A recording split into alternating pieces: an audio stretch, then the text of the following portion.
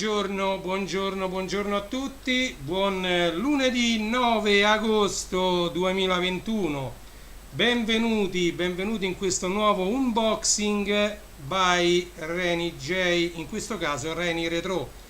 Non vi ho fatto vedere spesso, ma sulla mia maglietta c'è disegnato un Commodore 64 biscottone, versione biscottone di una volta.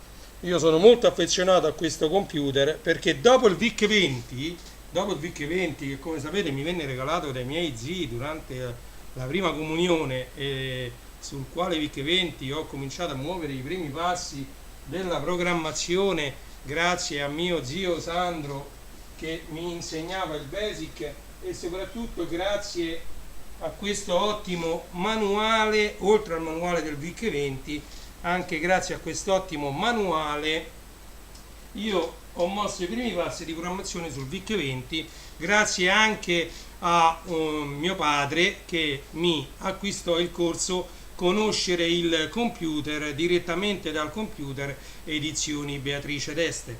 Ok, allora con questo manuale e altri libri che io leggevo all'epoca ho iniziato a programmare il Commodore VIC-20. Subito quei pochi bytes, quei poco più di 3 kilobytes di memoria si rivelarono insufficienti per le mie esigenze, e quindi acquistammo l'espansione di memoria che il buon Cusani ha fatto già vedere, un'espansione non originale Commodore che poteva espandere 3, 8 e 16k. Ok, e quindi c'erano dei programmi che giravano con solo qui. Su questo libro c'era scritto che espansione richiedeva ogni singolo programma, ogni singolo listato di tutti i programmi che sono elencati qui, se c'era bisogno di 3K, di 8K o di 16. Per esempio il Medico Poco Serio o Computo Computas erano quelli più impegnativi che richiedevano 16K. Comunque poi passai al 64 e vabbè, e questa è la mia storia. Lasciamo stare questo argomento perché dobbiamo fare un unboxing molto strano. Allora, voi vedete qui in questo, no, di qua non riesco a mettere il dito, ecco, qui, esattamente qui, c'è un fustino dell'Ava, eccolo qua, guardate nel riquadro in alto, Questo è un fustino, a parte che pesa, ma non lo posso spostare, che dobbiamo andare a sballare. L'ho chiamato anche questo il fustino del tempo, come se fosse una macchina del tempo, una capsula del tempo, perché anche questo fustino è fermo nei box. Voi sapete che in questo periodo sto riorganizzando, rimettendo in ordine tutto ciò che io ho nei box. Il mio sogno nel cassetto, come sapete, è aprire una sorta di associazione culturale, chiamiamola come volete, di piccolo museo informatico. Scusate che scatta il computer, ma vedo che sta lavorando tantissimo sull'hard disk, e non riesco a capire bene come mai. Allora, forse dovrei chiudere, proviamo a chiudere anche questa finestra, però questa non la posso chiudere. Va bene, vediamo un po' se adesso va un po' meglio. Mi sa che si è proprio bloccata l'immagine. Allora, pronti? Si è sbloccato? Mi devo decidere a fare un po' di pulizia su questo PC perché scatta tutto, scatta veramente tutto. Vediamo un po' se... niente, qua non c'ho niente che posso levare. Va bene, allora andiamo avanti senza indugi. Intanto vi faccio vedere che il coperchio ha già ancora tutta la polvere. Io non l'ho pulito, poi sarà mia cura, vista la storicità di questi fustini, andarli tutti a pulire, cercando di recuperare quanto più possibile anche l'etichetta. Qui c'è scritto AVA, la certezza scientifica, va bene, comunque è proprio il fustino del detersivo, e qui c'è la polvere che si è depositata nei vari box negli anni, diciamo. Guardate, e questo sì, lo andrò a pulire, ma delicatamente, con un panno morbido e umido solo di acqua, così non vado a danneggiare il fustino, visto che già è storia questo fustino. Allora, vediamo cosa ci esce da dentro. Innanzitutto un pacco, e qui c'è da dire qualcosa. Guardate, imballati, mai aperti, imballati. Questi all'epoca costavano un sacco di soldi. Queste sono le cartucce, ovvero gli hard disk metallici dello Yomega Jazz da 2 GB. Allora, Yomega Jazz. Che cosa ho nominato? Ho nominato due parole che a molti magari non diranno niente, ma a quelli come me, patiti di archiviazione, di hard disk, dischetti, eccetera e quant'altro, questo è fatto la storia. La prima parola che ho detto è stato Yomega, e l'altra parola jazz. Facciamo un po' di storia, io mi sono preparato giusto qualche immagine, ma non leggo niente, come sapete, da nessuna parte. La Yomega negli anni 90, primi anni 2000, era una grandissima marca di periferiche di archiviazione di massa. Se ne uscì con un apparecchio chiamato Yomega Zip 100, ok? Lo Yomega Zip 100 che adesso ve lo vado a far vedere, ok? Eccolo qua. Questo è lo Yomega Zip 100, ok? Ce n'erano altre versioni, andiamo a vedere. No, queste e altre parliamo dopo. Questo è visto da dietro. Lo Yomega Zip 100, un attimino solo che torniamo un attimo, anzi guardate, se lo fa in tempo reale lo rimpicciolisco, lo metto qui. Lo Yomega Zip 100, guardate che posso fare, incredibile. Ecco, lo Yomega Zip 100 che vedete qui era in grado di memorizzare su un floppy particolare, sempre magnetico, sì, sempre basato sulla tecnologia del floppy disk, fino a 100 megabyte di dati contro gli 1,44, massimo 1,76 con l'Amiga 4000 e il drive ad alta densità. Riuscivamo noi a memorizzare su un floppy da 3,5 pollici, riuscivamo a memorizzare un massimo di 1,76 megabyte. Con questo si arrivava a 100 mega. Poi, non contenta la Yomega, aspettate, lo levo un attimo. Non contenta la Yomega, se ne uscì con quest'altro che vi faccio ora vedere.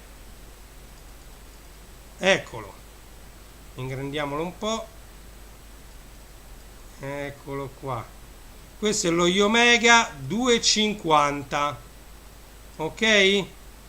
Allora, sempre sulla stessa grandezza di floppy, la Yomega riuscì a più che raddoppiare i dati memorizzabili fino a 250 mega, ma qui parliamo di mega, noi siamo abituati a terabyte, gigabyte, qui parliamo di megabyte, ok? E quindi la Yomega, tra l'altro questi dispositivi erano sia paralleli che scasi, la maggior parte, alcuni erano anche solo paralleli. Ricordiamo che la parallela sui vecchi computer si usava per connettere la stampante, ok? Mentre sulla seriale si collegava normalmente il modem per accedere a quei servizi come Videotel, come le varie BBS, banca dati elettroniche, o le prime versioni di televideo che funzionavano anche via telefono tramite, come se fosse una BBS, ma era praticamente il televideo. E ci si connetteva tramite i modem che sono arrivati massimo a 56k, poi lo vedremo, erano modem analogici che emettevano dei suoni e collegavano con gli altri PC tramite altri modem, e quindi sulla seriale veniva attaccato il modem, sulla parallela veniva attaccato le periferiche quali la stampante, quale lo Yomega Zip 100, lo Yomega Zip 250, ok? Era anche possibile trasformare la parallela in SCSI con un adattatore che tra l'altro io ho, sta giù nella sala hobby. Era anche possibile anche il contrario, trasformare lo zip SCSI in parallelo, ok?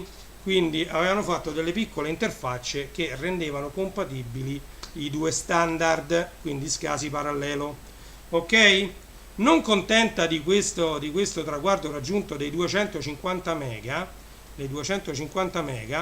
la Yomega andò avanti e creò questo che vi faccio vedere ora, ok? La Yomega creò questo apparecchio qui, ok? Questo apparecchio qui si chiama Yomega Jazz. Lo Yomega Jazz all'inizio, scusate se scatta un po' la telecamera, purtroppo non ci posso fare nulla.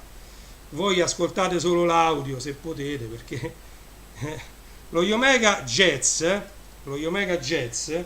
poteva immagazzinare fino ad 1 gigabyte di dati, la prima versione, e poi venne introdotto lo Yomega Jazz da 2 gigabyte che montava queste cartucce.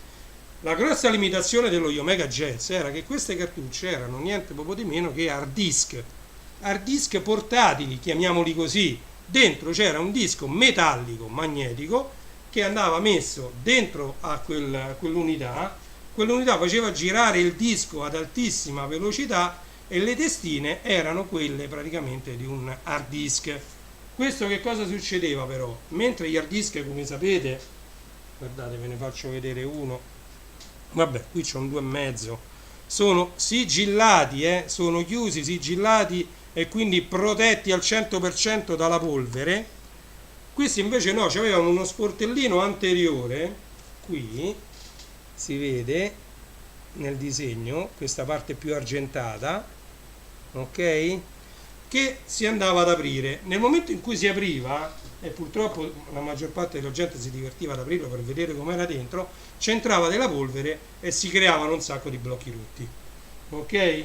Quindi poi queste unità dovevano essere mantenute con tutti i criteri, altrimenti si rischiava di perdere tutti i dati che c'erano dentro a causa della polvere e a causa di una conservazione non idonea, anche se loro ti davano, questo è un supporto tutto in plastica, di qua ve lo faccio vedere, dove dentro c'è la cartuccia, se uno li conservava qui dentro e basta, un po' duravano. Il problema era sempre che la delicatezza di questi supporti, erano molto più duratori gli Omega Zip sia 250 che 100 rispetto a questi. Non contenta, la Yomega andò avanti. Andiamo a vedere la Yomega che cosa tirò fuori dopo di questo. Allora, ecco qua, anche io queste periferiche ce l'ho tutte, c'ho sia il Zip 250, lo Zip 100, c'hanno 2 o 3 versioni, c'ho il Jazz da 1 giga e da 2 giga come lettori, e poi c'ho anche questo che vi sto per fare vedere, che lo comprai per fare i backup della mia BBS. Si chiamava Yomega Ditto e Ditto Max, era per dividere, per distinguere lo Yomega Ditto normale dallo Yomega Ditto Max. Il Ditto che cos'era? Era un'unità di backup, quindi era a nastro magnetico. Questo che cosa voleva dire? Allora, questi erano molto veloci, la velocità di questi dischi erano paragonabili a un hard disk, ok? Quindi la copia dei dati tra il PC e questi supporti era molto veloce, più veloce dello Yomega Jazz. Lo Yomega Ditto, essendo un'unità a nastro, era molto lenta, però i nastri costavano un po' di meno rispetto a questi, ok?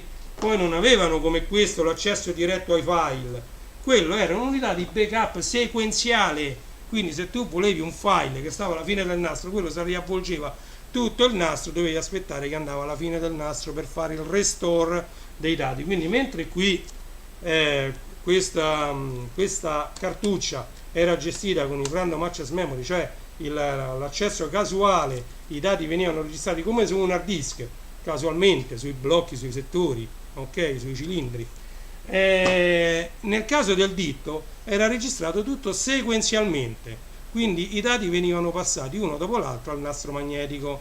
Quindi in questo caso si parla di backup e restore. Quando tu devi recuperare un file da un nastro magnetico si parla di restore, tranne che nel caso del Commodore 64 che invece era nato col dataset, e quindi diciamo che non si può definire restore quando uno va a leggere un gioco dalla cassetta, però effettivamente non era null'altro di quello, essendo sequenziale uno faceva load impossible mission virgola 1, andava sul nastro, press play on tape, searching for impossible mission, found, loading, lui caricava, ready, run, e quindi praticamente era come se fosse un restore, però nel caso del Commodore 64 non lo chiamiamo così, però diciamo che tutte diciamo, i salvataggi di dati da PC a unità sequenziali si chiama backup, anche perché viene fatto il restore. Per andare a prendere un file che sta a metà del nastro bisogna avanzare il nastro. Tra l'altro, ecco, una differenza è che al Commodore 64 tu potevi andare avanti e indietro dei giri, c'era il contagiri, tu ti eri scritto che stava a 80 giri quel programma, tu andavi a 80 giri, shift run stop play, e avevi caricato il tuo gioco da 80 giri in poi. Con queste unità di backup no, perché queste unità di backup registravano all'inizio del nastro la posizione di tutti i file che andavano piano piano scritti, ok? Quindi lui leggeva la lista dei file all'inizio del nastro, tu gli dicevi quello che volevi e lui piano piano, sempre un po' più veloce del play normale, ovviamente non dovevi aspettare tutto il tempo, però lui si andava a posizionare dove dovrebbe stare il file, se lo leggeva e te lo faceva il restore. Quindi queste unità ditto, che adesso vi voglio far vedere un'altra cosa di questa unità ditto, ok, le cartucce dell'unità ditto, allora eccole qua, ve le faccio vedere volentieri le cartucce dell'unità ditto, eccole qua. Queste dentro hanno un nastro magnetico, unità ditto, ok, e quindi queste erano delle cassette particolari marcate. All'inizio le faceva solo la Iomega, poi ci si è messa pure la Verbatim e qualche altra marca a farle, e faceva il backup dei dati direttamente su queste unità magnetiche. Anche questo era sia parallelo che SCSI, poi c'erano sempre le versioni, attenzione, io vi ho parlato di unità esterne, poi c'erano sempre anche le versioni interne che sono uscite anche IDE. Io ho un Amiga 1200 MIDI Tower, dove c'è un'unità Iomega Zip 100 IDE, quindi la Iomega, dopo aver fatto successo con lo Iomega Zip 100 e 250 parallelo SCSI, se ne uscì con unità interne della grandezza del floppy drive, quindi andavano in un bay da 3,5, ok, quindi non dovevi avere un case chissà che, potevi anche sostituire il tuo floppy e ci mettevi solo lo Iomega Zip, anche se lo Iomega Zip non legge i floppy standard. C'era anche una versione che si chiama SupraDisk, una cosa del genere, che leggeva sia i dischetti classici da 1,44 sia i dischetti della Iomega 100 e 250, però non mi sembra che la Iomega l'abbia mai fatto questo drive, quindi uno poteva mettere al posto del drive lo Iomega ed era IDE, ok, quindi lo potevi mettere in cascata master e slave con il masterizzatore o con il lettore CD. All'epoca questo era quello che c'era, ragazzi, quindi magari chi sentirà, vedrà il filmato anche in differita, confermerà le mie parole, ok? Quindi altri fecero anche queste unità copiandole dalla Iomega, che fu la prima a farlo. Allora andiamo avanti, se no questa diretta comincia a durare un po' troppo.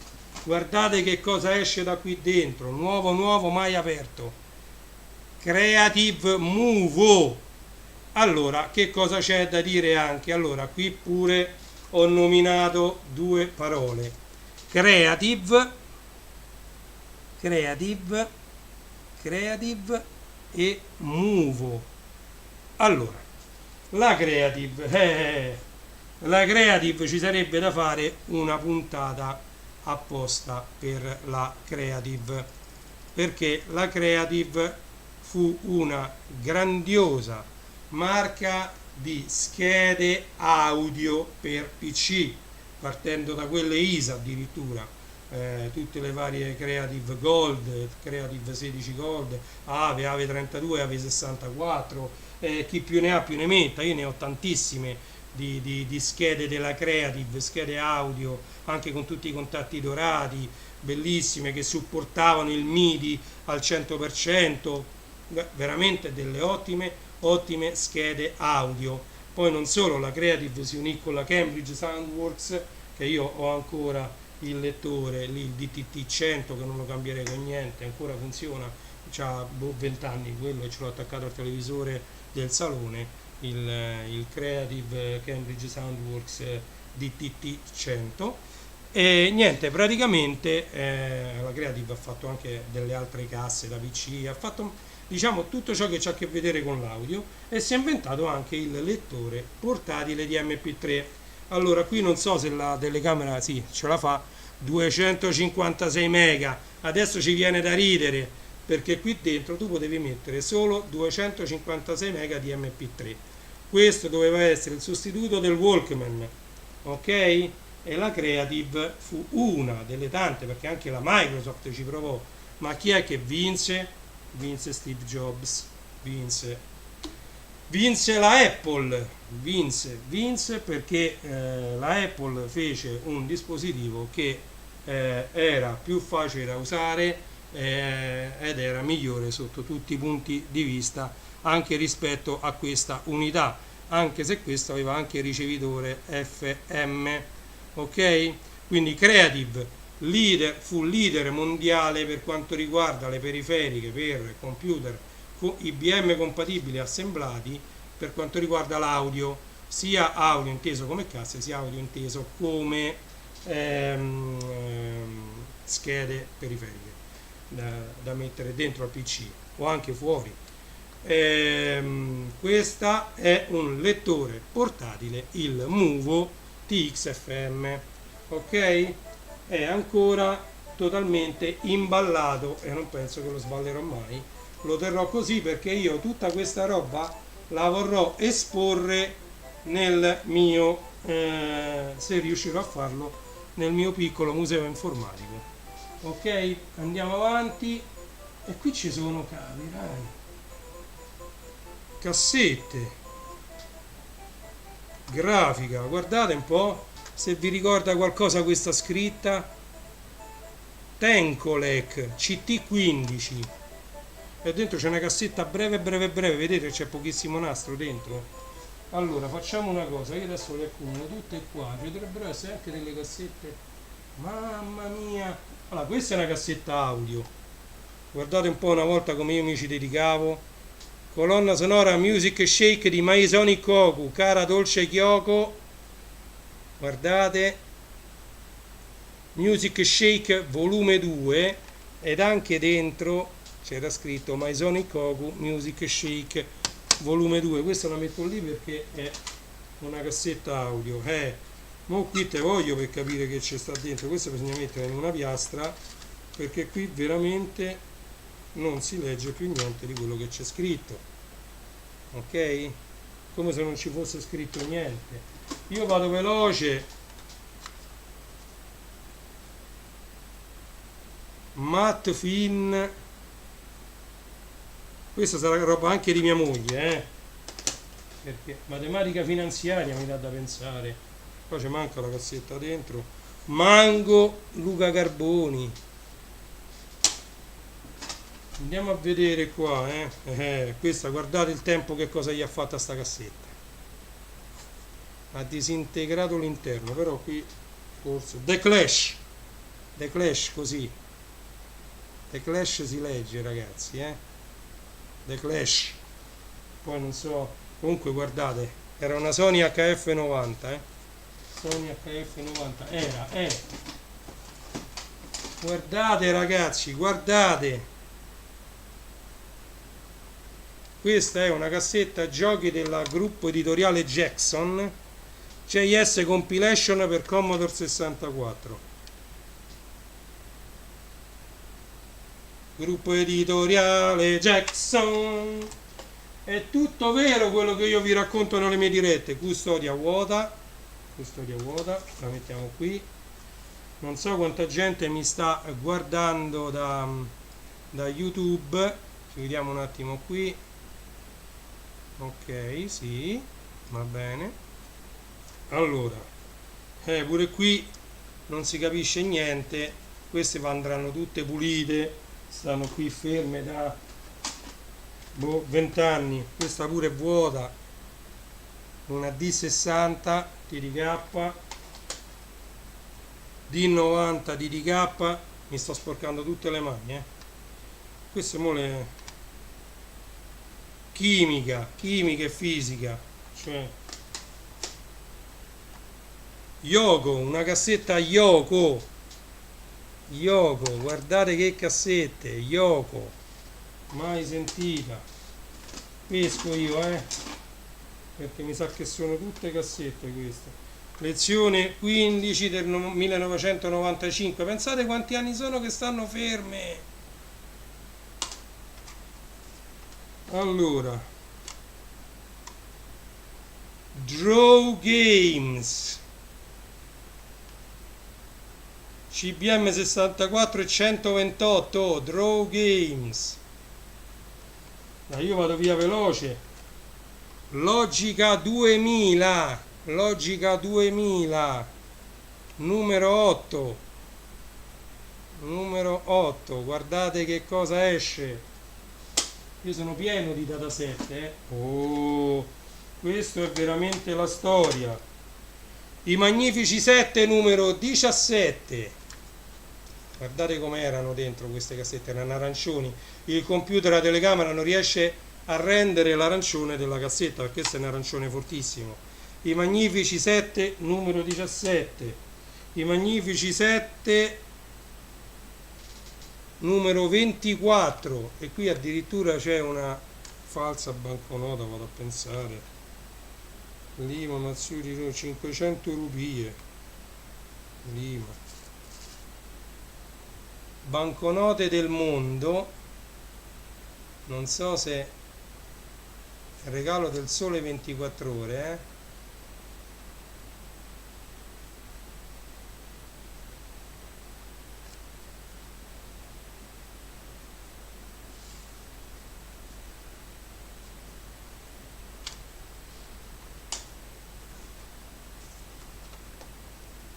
Hit Parade, non si sa neanche che numero è.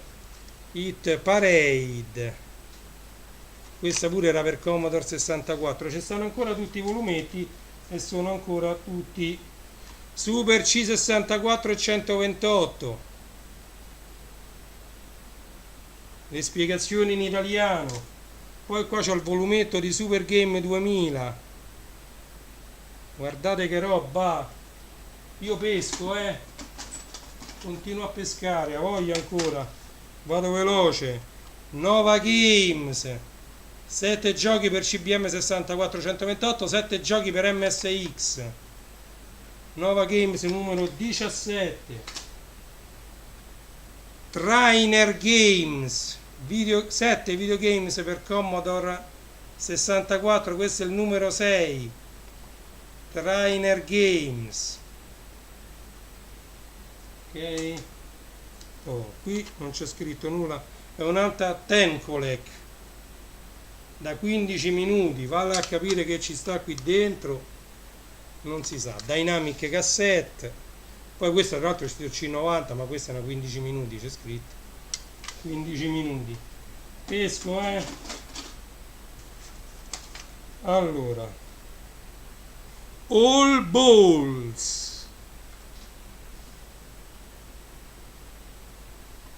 Guardate che ci inventavamo di tutto, in edicola usciva di tutto di più. Capirai. Belli, questa è una compilation fatta handmade a mano con tutti i giri scritti per Commodore 64, registrata su una HFS 90. Vedete? Una Sony. Levo pure le dita. Ok, Game 2000, Commodore 64 128 e Spectrum 48K. Eccolo qua. Lo so, scatta tutto qua, dovete avere pazienza. Mi doterò di una telecamera migliore a metà settembre, quando faremo i video tutti i giorni, anche perché vedere i video così tutti i giorni comincia a diventare problematico. Logica 2000 numero 32, eccolo qui, Logica 2000 numero 32. Vado a continuare a pescare, non vedo neanche che tiro su, guarda. Super Game 2000, Super Game 2000, lire 8000, manuale in italiano. Allora, sfida, ping pong, duello finale, galattica, corsa interspaziale, gli sfidanti di Delta. Senti che nomi! Byte Games, Byte Games, Byte Games, eccola qui. Ok, io vado avanti, esco di qua che magari pesco meglio. Allora, qui ho pescato un'altra custodia vuota, ok, e qui invece custodie piene. Questa è una Philips da 46 che ovviamente io dovrò andare tutta a pulire prima di poter mettere dentro una piastra, se no mi gioco la piastra. Io ho piastre sono molto molto buone. Super Game 2000, Super Game 2000, qui dentro c'era bolle bolle, ma che era Bubble Bubble bolle bolle, Stratego, Hexagon, palla a nuoto, Eliseus. Guardate, non mi sto inventando niente. Nuova serie numero 1. Bolle bolle, Stratego, Hexagon, palla a nuoto, va bene. Pesco, ne ho pescata un'altra vuota, ok, un'altra Tencolec da 15 minuti, ok. Su queste Tencolec non si capisce cosa c'è. Va bene, poi le puliremo e vedremo, le metto dentro alla piastra, si capisce subito. Se ci sono tutti i fischi sono programmi per Commodore 64. Ciao Luca, ti ho menzionato prima, perché tu hai un sacco di dataset che potrebbero leggere tutte queste cassettine per Commodore 64. Grazie di essere passato, grande Luca, un saluto da Roma.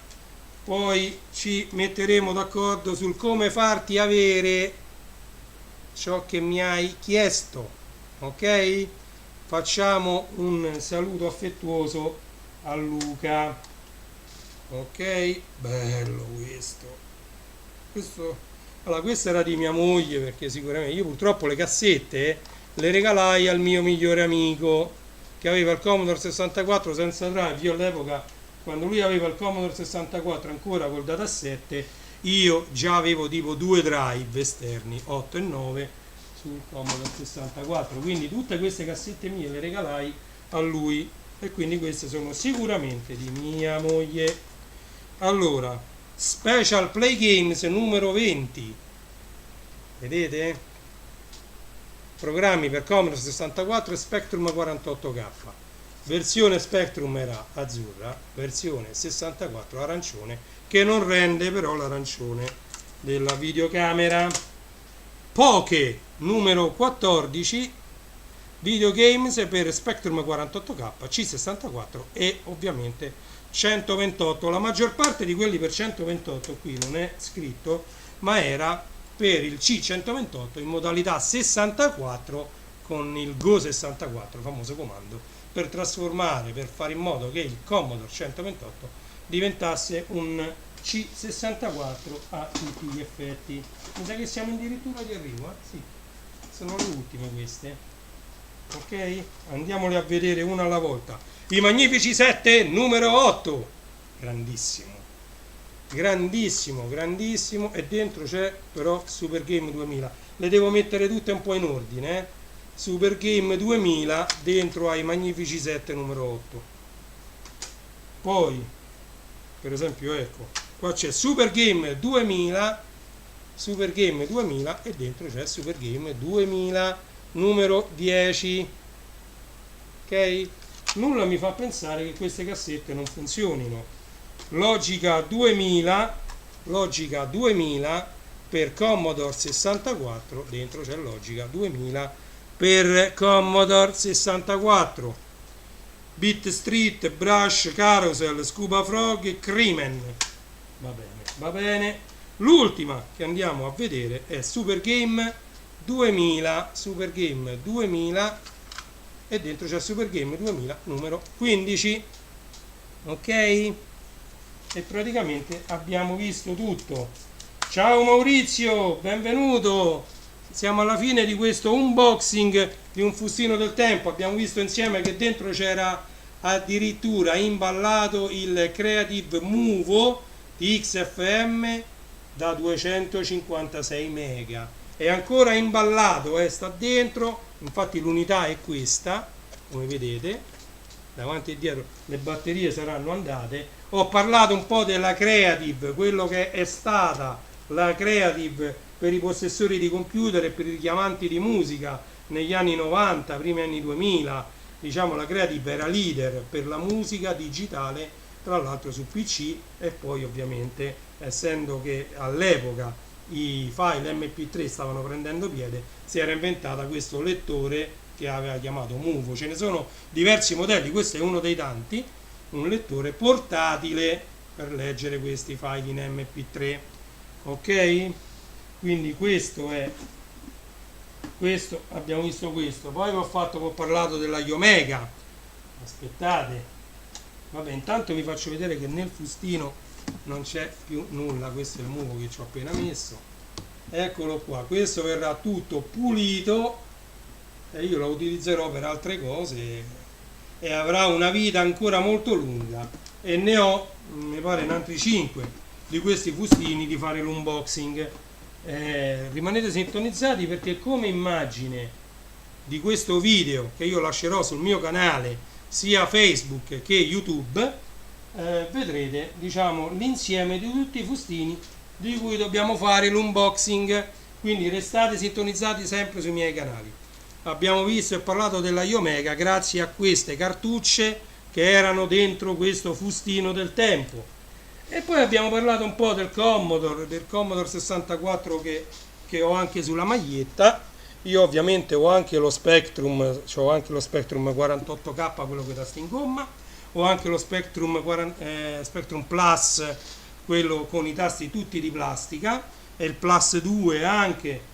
Diciamo che della Sinclair Spectrum ho diversi computer.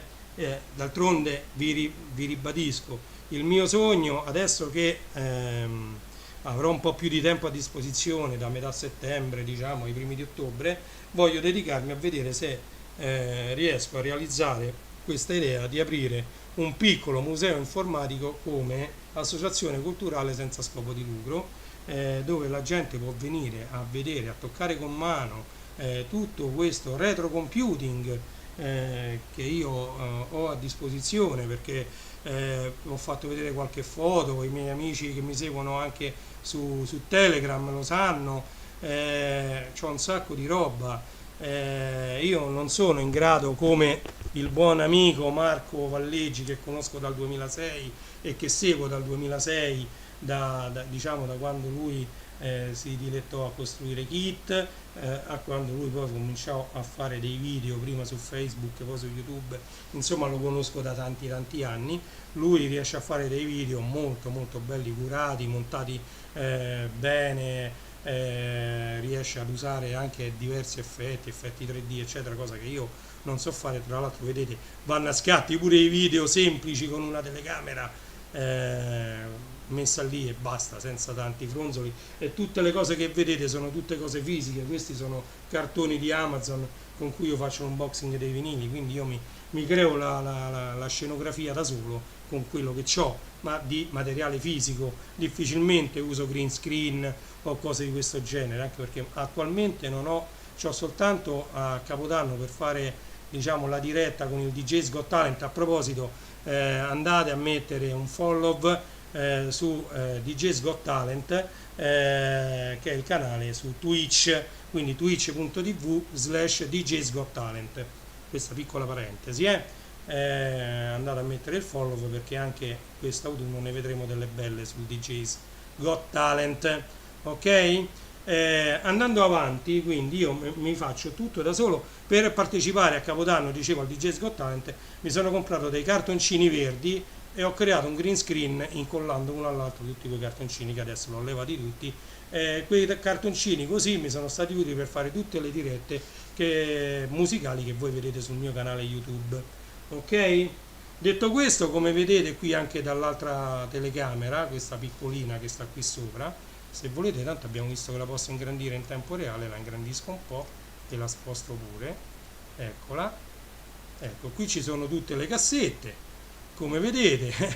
Sono tante cassette, qua ed anche qua dietro. se io sposto un po' ce ne sono altri lì.